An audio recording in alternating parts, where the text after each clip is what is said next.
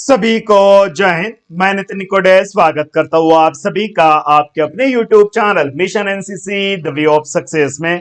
तो आप सभी का फिर से एक बार स्वागत है एनसीसी एडवांस कोर्स में। तो आप में से ऐसे बहुत सारे कैडेट्स हैं जो कि 2023 में कोई एनसीसी ए बी और सी सर्टिफिकेट का आप एग्जाम देने वाले हो। तो जितने भी एनसीसी ए और बी वाले कैडेट्स है आपके जो पेपर है वो जनवरी में होने वाले, और जितने भी एनसीसी के जो सी के कैडेट है आपका एग्जाम जो है वो फरवरी में होने वाले हैं, इस बात को याद रखना।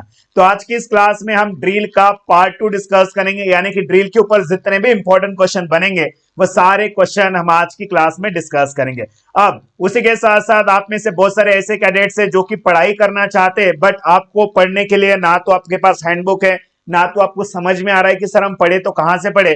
तो आपको मैं बता दूं कि अगर आपके मोबाइल में अगर अभी तक मिशन एनसी का ऐप नहीं है तो गूगल प्ले स्टोर से इस एप्लीकेशन को इंस्टॉल करो। गूगल प्ले स्टोर पे एप्लीकेशन आपको मिल जाएगा, ठीक है। और इस एप्लीकेशन को इंस्टॉल करने के बाद आप अपनी पढ़ाई कर सकते हो। तो इस एप्लीकेशन को यूज कैसे करना है, स्टेप नंबर 1 मैं आपको बताता हूं। जब भी आप एप्लीकेशन को यूज करोगे तो सबसे पहले आपको ये मेन्यू के बटन के ऊपर आपको क्लिक करना है। उसके बाद में स्टेप नंबर 2, यहां पर देखो एक पीली कलर में जो है वो एक कॉमन सब्जेक्ट लिखा है, आप उसके ऊपर क्लिक करो। या तो आपको उसके ऊपर क्लिक करने के बाद आपको drill, map, drill, weapon training, field cap, battle cap, national integration, leadership, ये सारे टॉपिक आपको पढ़ने के मिलेंगे। उसी के साथ साथ अगर आप स्पेशलाइज्ड के ऊपर क्लिक करते हो तो आपको जो है वो military history, arm forces, map reading, field craft, battle craft, communication, ये सारे जो टॉपिक है आपको यहां से पढ़ने मिलेंगे। अगर आप में से किसी को ऑब्जेक्टिव क्वेश्चन देखना है, क्विज देखना है, तो आप क्विज के ऊपर क्लिक करके अपने ऑनलाइन टेस्ट को भी सॉल्व कर सकते हो। तो ये सारा आपको जो है वो इन्हीं 3 चीजों में आपको मिल जाएगा, common subject, special subject and quiz में सारे नोट्स इसमें अवेलेबल है। आपको जो पढ़ना है ना वो आप पढ़ सकते हो। अगर आपको मॉडल पेपर पढ़ना है तो नीचे आपको मॉडल पेपर भी मिल जाएंगे, बट एप्लीकेशन को इंस्टॉल करके आज से पढ़ाई अपनी शुरू कर देना। चलो आ जाओ, सभी का स्वागत है एंड जय हिंद एवरीवन। आज की जो क्लास है हम शुरू करते हैं। आज का ड्रिल का पार्ट 2 होने वाला है। इसके ऊपर जो है मैंने एक प्लेलिस्ट बना दी है, अगर आपने पहले वीडियोस नहीं देखा है, जिसका नाम है एनसीसी एडवांस कोर्स 2023। इसमें सारी वीडियोस आपको मिल जाएगी, ठीक है। तो पहला क्वेश्चन है रिक्त स्थानों की पूर्ति करो, फिल इन द ब्लैंक्स का क्वेश्चन है कि विश्राम अवस्था में दोनों एड़ियों के बीच की दूरी कितनी होती है। तो आप सभी को पता है कि विश्राम की अवस्था में दोनों एड़ियों के बीच की जो दूरी है वो होती है 12 इंच, ओके। और आप में से बहुत सारे कैडेट्स के मन में अभी भी डाउट है कि सर 18 इंच क्या होता है, ठीक है। तो भैया 18 इंच जो है वो विश्राम में दोनों पंजों की दूरी, ठीक है, पंजे से पंजे की जो दूरी है वो होती है 18 इंच, और एडी से एडी के बीच की जो दूरी है वो कितना होती है, वो होती है 12 इंच। इस बात को याद रखना, एडी टू एडी कितना होगा 12 इंच, और पंजे से पंजा, टो से टो कितना होगा बच्चा 18 inch is the right answer. अब इसमें कंफ्यूज मत होना। नेक्स्ट कि क्वार्टर गार्ड में कितना गार्ड खड़ा होता है। तो भैया क्वार्टर गार्ड में आपको पता है कि 8 कैडेट खड़े होते हैं, ठीक है। 8 गार्ड खड़ा होता है, 8 कैडेट खड़े होते हैं क्वार्टर गार्ड में। उसके बाद जनरल सलामी को और ऊपर के रैंक के अधिकारियों को दिया जाता है। जो जनरल सल्यूट होता है, आपको पता है कि जो शस्त्र के द्वारा जो सल्यूट दिए जाते हैं, एक तो नेशनल सल्यूट है, उसके बाद में जनरल सल्यूट है, देन सलामी शस्त्र है। तो जो जनरल सल्यूट होता है वो किसे दिया जाता है, आपको पता होगा कि जिनकी भी रैंक मेजर जनरल के ऊपर है उन सभी को जनरल सल्यूट दिया जाता है। जिनकी भी रैंक मेजर जनरल के ऊपर है उन सभी अधिकारियों को जो है वो जनरल सल्यूट दिया जाता है। समीक्षा क्रम में कितना कदम चल के हमें थंब करना होता है। तो समीक्षा कदम में जो है वो हमको 14 कदम चल के जो है वो हमें थंब करना होता है, इस बात को याद रखना। अगला क्वेश्चन है कि पीछे मुड़ में कौन से तरफ से मुड़ा जाता है। तो भाई पीछे, जब भी हम पीछे टर्न होते हो, अबाउट टर्न होते हो, तो पीछे मुड़ में हम हमेशा राइट साइड से टर्न होते हैं, दाहिने साइड से टर्न होते हैं। तो दाहिने side is the right answer, ठीक है। तो ये कुछ बेसिक क्वेश्चन है जो कि आपको अभी रट लेना है, ठीक है। मैं इसलिए फास्ट पढ़ा रहा हूं क्योंकि एक एडवांस क्लास है, और इसमें जो अगर आपको बेसिक पढ़ना है तो रोज सुबह 7 बजे और रात को 7 बजे हमारी बिल्कुल बेसिक क्लास चलती है। तो आप उन क्लास में आया करो, और वहां पे धीरे धीरे हम सारी चीजें पढ़ाते हैं, ठीक है। अब ये एडवांस है तो इसमें थोड़ा सा फास्ट होगा, स्पीड होगा। अगला क्वेश्चन है कि वर्ड ऑफ कमांड को कितने भागों में बांटा गया है, ठीक है। तो वर्ड ऑफ कमांड को आपको पता है कि वर्ड ऑफ कमांड को 2 भागों में बांटा गया है। वर्ड ऑफ कमांड के 2 प्रकार है, एक तो होगा बच्चा आपका चेतावनी और दूसरा होगा आपका कार्यकरी, cautionary and executive. This are the 2 type of word of command. अब बात करेंगे कि सर ये वर्ड ऑफ कमांड होता क्या है। जैसे कि मैं आपके सामने एक वर्ड ऑफ कमांड देता हूं कि परेड आगे चलेगा दाहिने मुड़, ये एक वर्ड ऑफ कमांड है। तो इसमें से जो दाहिने चलेगा, ठीक है, दाहिने चलेगा है, इसे जो है वो चेतावनी वर्ड ऑफ कमांड बोला जाता है। और दाहिने मुड़ जब इसको बोला जाता है तो इसको बोला जाता है क्वेश्चनरी, इसको बोला जाता है एग्जीक्यूटिव, कार्यवाही, ठीक है, या कार्यकारी इसे वर्ड ऑफ कमांड बोला जाता है। क्योंकि परेड दाहिने चलेगा, दाहिने मुड़, जब दाहिने मुड़ आपको बोला जाता है तो उस समय में आप मुड़ने का काम करते हो, आप टर्न होते हो, तो इसीलिए ये आप इसको बोला जाता है एग्जीक्यूटिव। इसके ऊपर हमें कार्य करना पड़ता है मुड़ने का, ठीक है। तो दाहिने चलेगा ये आपका चेतावनी हो गया, दाहिने मुड़ ये आपका कार्यकारी हो गया, ठीक है। तो याद रखना वर्ड ऑफ कमांड के दो प्रकार, क्वेश्चनरी एंड एग्जीक्यूटिव। नेक्स्ट अगला क्वेश्चन है कि जब अच्छे वर्ड ऑफ कमांड की क्या क्या विशेषता है, यानी कि अगर आपको एक अच्छा वर्ड ऑफ कमांड देने वाला बनना है, ठीक है, या आपको एक वर्ड ऑफ कमांड अच्छी तरीके से देना है। वर्ड ऑफ कमांड क्या है, जैसे कि आपके सामने कि परेड दाहिने चलेगा, दाहिने मुड़, ये एक वर्ड ऑफ कमांड है। अगर आपको प्रॉपर वर्ड ऑफ कमांड देना है तो उसके लिए आपको कुछ बातें ध्यान में रखना पड़ेगा। वो बात ये है कि वर्ड ऑफ कमांड को हमेशा जोर से बोला जाना चाहिए और साथ में साफ साफ बोला जाना चाहिए। जब भी आप वर्ड ऑफ कमांड देते हो तो थोड़ा जोर से बोला करो ताकि सभी तक वो सुनाई दे, और क्लियरली बोला करो, ठीक है। अंदर ही अंदर नहीं बोलना है, क्लियरली बोलना है, जिससे कि सभी को वो आसानी से वो सुन सके और सभी को वो समझ में भी आ सके।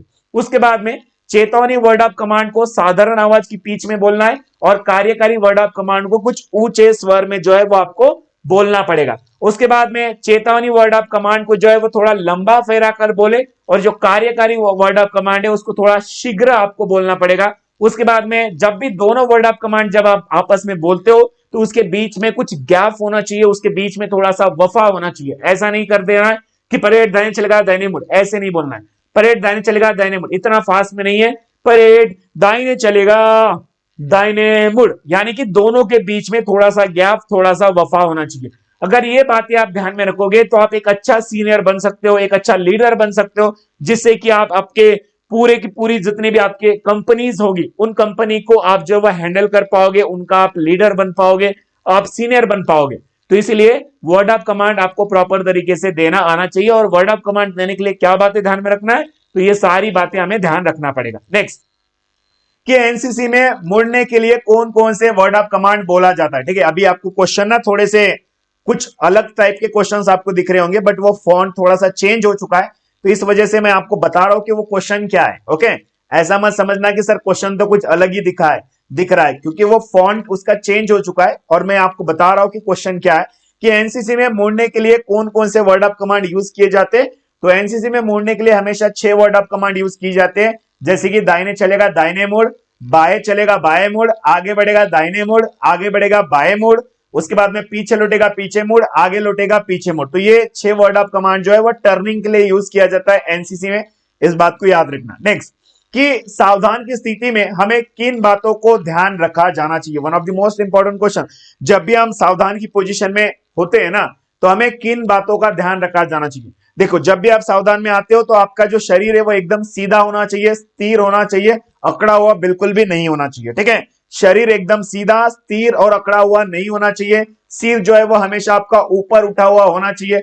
आंखें जो है वो एकदम सामने देखते हुए 100 मीटर की ओर आपकी आंखें जो है वो सामने देखते हुए होनी चाहिए, और आंखें बिल्कुल स्थिर होनी चाहिए, ना तो हिलाना डुलाना नहीं है आंखों को।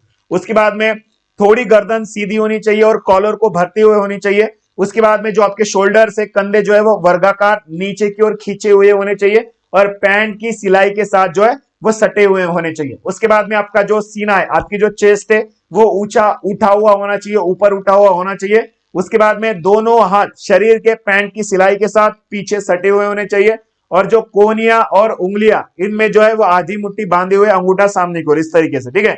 ये जो उंगली है ना, अंगूठा वो सामने की ओर, इस तरीके से जो है वो, शायद आपको दिखाई दे रहा होगा तो ठीक है, नहीं दिखाई दे रहा हो तो ये आप घर में ट्राई करके देखना।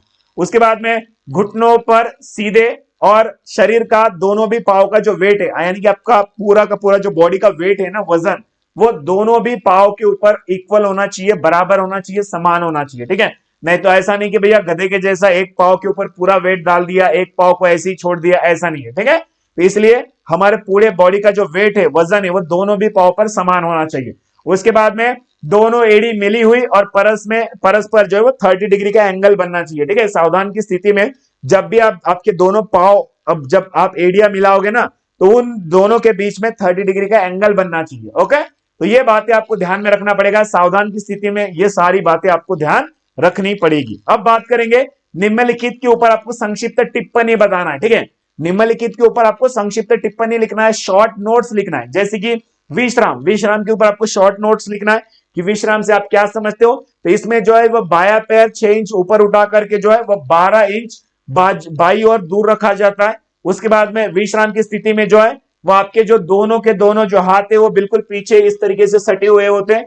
विश्राम पोजीशन में आपके जो दोनों के दोनों हाथ है वो पीछे की ओर जो है वो इस तरीके से सटे होते हैं, पीछे की ओर होते हैं। उसके बाद में विश्राम की स्थितियों में एड़ियों के बीच में 12 इंच का अंतर होता है और 18 इंच का जो है वो पंजों के बीच में फासला होता है। एडी टू एडी 12 इंच और पंजों से पंजा के बीच में जो है वो 18 इंच का फासला होता है। ये याद रखना, ये आपके रिक्त स्थानों की पूर्ति करो में ये सारे क्वेश्चन आपसे पूछे जाएंगे। नेक्स्ट अगला है कि स्टैंडर्ड इजी, यानी कि आराम से की स्थिति में जो है वो विश्राम की अवस्था में है। जब भी आपको आराम से का आदेश दिया जाता है तो उसके लिए आपको पहले विश्राम की अवस्था में आना है। उसके बाद में कमर के ऊपर का हिस्सा आप इसमें आप हिला सकते हो, कोई प्रॉब्लम नहीं, हिला सकते हो। इसका मतलब है कि आपको इसमें डांस नहीं करना है, ठीक है। नॉर्मली रिलैक्स, अपने बॉडी को थोड़ा रिलैक्स ला सकते हो, नहीं तो भैया हिलाने डिलाने ऐसा नहीं करना है, ठीक है।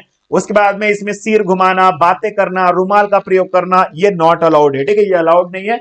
जब भी आपको आराम से का आदेश दिया जाता है तो थोड़ा सा आप रेस्ट उसमें ले सकते हो, बट इसमें जो है ना तो आप बातें कर सकते हो, ना तो सिर घुमा सकते हो, ना तो रुमाल का प्रयोग कर सकते हो, ठीक है।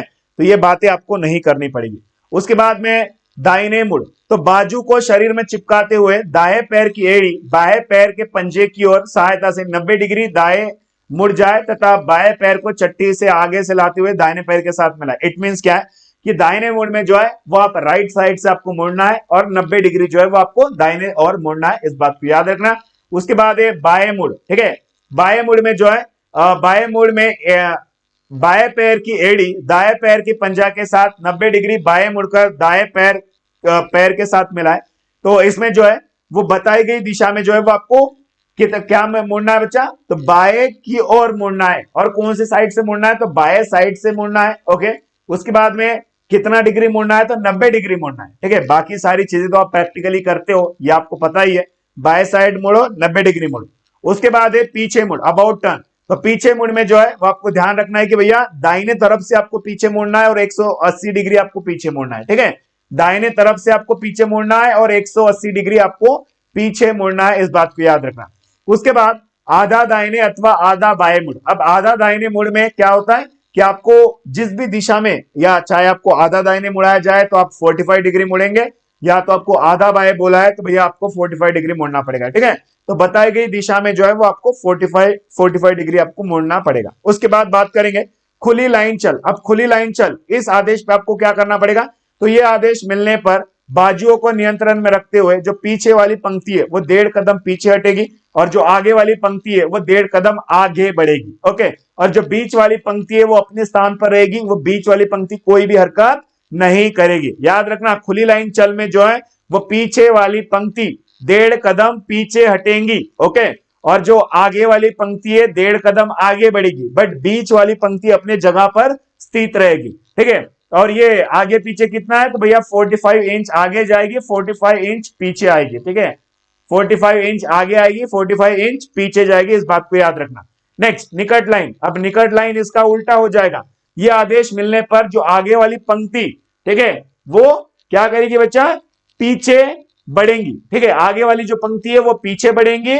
उसके बाद में जो बीच वाली पंक्ति जो पीछे वाली पंक्ति होंगे, पीछे वाली पंक्ति के जो कैडेट होंगे वो 1.5 कदम आगे बढ़ेंगे और जो बीच वाली पंक्ति है वो अपने स्थान पर रहेंगी, वो किसी भी तरीके की हरकत नहीं करेगी, बस वो अपने मुंह से आवाज निकालेगी, एक ठहरो एक दो, ठीक है। अपने मुंह से सिर्फ बीच वाली पंक्ति आवाज निकालेगी, एक ठहरो एक दो, बाकी किसी भी तरीके की हलचल वो नहीं करेगी। बट पीछे वाले कैडेट 1.5 कदम आगे बढ़ेंगे और जो आगे वाले कैडेट है वो 1.5 कदम पीछे बढ़ेंगे, ओके। और कितना भैया आगे पीछे कितना होना पड़ता है इसमें, तो 45 इंच, ठीक है। 45 इंच आगे, 45 इंच पीछे, ओके। नेक्स्ट अगला है क्वेश्चन नंबर 7। आपके सामने की ट्रू और फॉल्स आपको बताना है कि क्या सही है क्या गलत है, ठीक है। What is true and what is false. जैसे कि पहला क्वेश्चन है कि वर्ड ऑफ कमांड विश्राम की अवस्था में दिया जाता है, तो ये स्टेटमेंट आपको पता है कि ये फॉल्स हो जाएगा, ये गलत है, क्योंकि वर्ड ऑफ कमांड हमेशा सावधान पोजीशन में दिया जाता है और सावधान पोजीशन में ही खत्म होता है, ठीक है। भैया ड्रिल की जो भी कार्यवाही है वो सावधान पोजीशन में शुरू होती है और सावधान पोजीशन में ही खत्म होती है। ओके, तो इसलिए वर्ड ऑफ कमांड हमेशा सावधान की स्थिति में दिया जाता है, इस बात को याद रखना। उसके बाद में सावधान पोजीशन में एड़ियों के बीच की जो दूरी है वो 30 इंच की होती है। दिस स्टेटमेंट इज फॉल्स, ये आपका गलत हो जाएगा, क्योंकि सावधान की पोजीशन में जो दोनों एड़ियों के बीच में जो दूरी होती है ना वो 30 डिग्री होती है। उसमें जो है ना 30 डिग्री का एंगल बनता है, 30 इंच की दूरी नहीं होती है, याद रखना 30 इंच की दूरी नहीं होती है। सावधान की पोजीशन में दोनों एड़ियों के बीच में 30 डिग्री का एक कोण बनता है, 30 डिग्री का एक एंगल बनता है। Okay good. ड्रिल के दौरान में जो कैडेट्स होते हैं उनको 100 मीटर आगे की ओर देखना पड़ता है। जब भी वो मार्चिंग करते हैं, जब भी वो सामने तेज चाल करते हैं, तो भैया उनकी जो आंखें वो 100 मीटर उनको सामने देखना पड़ता है, इस बात को याद रखना। तो ये स्टेटमेंट आपका बिल्कुल सही है। उसके बाद में आराम से का आदेश उस समय दिया जाता है जब स्क्वाड विश्राम की अवस्था में, बिल्कुल सही है।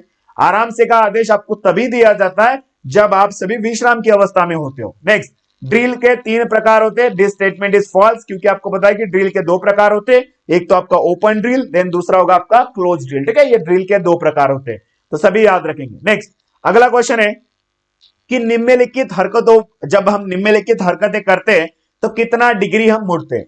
निम्नलिखित जब हम हरकतें करते हैं ना, मूवमेंट्स करते हैं, तो कितना डिग्री मुड़ते हैं। जैसे कि जब हम दाहिने दाहिने मुड़ते हैं तो आपको पता है कि 90 डिग्री हम मुड़ते हैं। ठीक है, उसके बाद में जब हम बाएं मुड़ते हैं तो हमें 90 डिग्री मुड़ना पड़ता है। जब हम पीछे मुड़ते हैं तो हमें 180 डिग्री मुड़ना पड़ता है। जब हम आधा दाहिने मुड़ते हैं तो 45 डिग्री मुड़ना पड़ता है। हम आधा बाएं मुड़ते हैं तो 45 डिग्री मुड़ना पड़ता है। ठीक है, तो ये डिग्री आपको पता होनी चाहिए कि दाहिने मुड़ पे कितना डिग्री मुड़ा जाएगा, बाएं मुड़ पे कितना डिग्री मुड़ा जाएगा, पीछे मुड़ पे कितना डिग्री मुड़ा जाएगा, आगे उसके बाद में आधा बाएं पे कितना, आधा दाएं पे कितना, ये आपको पता होना जरूरी है। ठीक है, याद रखना आपके एग्जाम में फिल इन द ब्लैंक्स में क्वेश्चन जरूर आएगा। नेक्स्ट, अगला क्वेश्चन है क्वेश्चन नंबर 9, वो है कि डिफरेंस बताना है, फर्क बताना है, अंतर बताना है कि रैंक और फाइल में क्या अंतर होता है। What is difference between rank and file, दोनों के बीच में क्या अंतर होता है। तो रैंक की अगर हम बात करेंगे तो इसमें जो कैडेट्स एक सीधी लाइन में साइड बाय साइड खड़े होते हैं। फॉर एग्जांपल देखो भैया, ये कैडेट खड़ा है, ये कैडेट खड़ा है, ये कैडेट खड़ा है, ये कैडेट खड़ा है, देखो ये side by side, side by side, यानी कि एक के साइड एक, एक के साइड के एक के साइड एक, ऐसे ये एक के साइड एक, एक के साइड एक, एक के साइड एक खड़े होंगे। ठीक है, जिसमें कैडेट एक सीधी लाइन में साइड बाय साइड खड़े होते हैं उसको रैंक बोला जाता है। अब बात करेंगे बच्चा फाइल किसे बोला जाता है, तो इसमें कैडेट जो है वो एक दूसरे को कवर करते हुए एक दूसरे के पीछे खड़े होते हैं। फॉर एग्जांपल ये देखो, ये खड़ा है, ये इसके पीछे है, ये इसके पीछे, ये इसके पीछे, ये इसके पीछे, ये इसके पीछे, ये इसके पीछे, यानी कि अगर मैं यहां पर खड़ा हूं, मेरे पीछे मेरे को कवर करते हुए अगर आप मेरे पीछे सारे लोग खड़े हो रहे, इट मींस वो बोला जाता है फाइल। ठीक है, एक सामने वाले को कवर करते हुए एक दूसरे के पीछे खड़े होने को ही बोला जाता है बच्चा फाइल, और साइड बाय साइड खड़े होने को क्या बोला जाएगा, तो रैंक बोला जाएगा, इस बात को याद रखना। ओके चलो नेक्स्ट, अगला क्वेश्चन है कि ड्रिल की मूवमेंट्स बताना है कि भैया ड्रिल की हरकतें बताना है कि ड्रिल में कौन कौन सी मूवमेंट्स होती है, ड्रिल में कौन कौन सी हरकतें होती है। जैसे कि इसमें सावधान है, विश्राम है, आराम से है, दाहिने मोड़, बाएं मोड़, पीछे मोड़, खुली लाइन चल, निकट लाइन चल, दाहिने सच। ठीक है, तो ये सारी की सारी जो मूवमेंट्स है वो ड्रिल की मूवमेंट्स है, ड्रिल की हरकतें हैं, जो कि आपको ये रट लेना जरूरी है। ओके, अब जिनका भी एग्जाम आने वाला है तो सभी को ऑल द बेस्ट, और सभी के लिए आज का होमवर्क नंबर 2 है, तो इसका लिंक आपको डिस्क्रिप्शन बॉक्स में मिल जाएगा। तो आपको होमवर्क बोल के लिखा होगा, होमवर्क के ऊपर आप क्लिक करेंगे और जो है सबसे पहला ही लिंक आपको मिल जाएगा। आपको जो भी मैंने पढ़ा है वो सारे नोट्स आपको इसमें मिल जाएंगे, तो होमवर्क के ऊपर आपको क्लिक करना है। आप में से बहुत सारे कैडेट्स है जो 2024 में वो NCC B and C certificate का एग्जाम देने वाले हैं, बट उनके पास ना तो प्रॉपर नोट्स है, ना तो उनके पास मॉडल पेपर है। तो आप सभी मिशन एनसीसी ऐप को इंस्टॉल कर सकते हो, गूगल प्ले स्टोर पे ये एप्लीकेशन मिल जाएगा, बिल्कुल फ्री है। और आप जो है, अगर आपका सपना है कि चाहे जो भी हो जाए आपको 2024 के एग्जाम में ए ग्रेड लेना ही है, तो आप जो है वो मिशन एनसीसी की बुक ऑनलाइन ऑर्डर कर सकते हो। ये आपको अमेजॉन और फ्लिपकार्ट पे आपको मिल जाएगा, वहां से ऑनलाइन ऑर्डर कर लेना। कैश ऑन डिलीवरी है, बुक आपके घर तक आएगी, उसके बाद में आपको पेमेंट करना है। अगर आप चाहते हो कि 2024 के पेपर में आपका ए ग्रेड बने, तो 100% मैं यकीनन बोल सकता हूं कि इस बुक के माध्यम से आपका 100% ए ग्रेड बनेगा। तो आज ही इस बुक को ऑनलाइन ऑर्डर करें और आज ही अपनी पढ़ाई शुरू कर दीजिए। जय हिंद।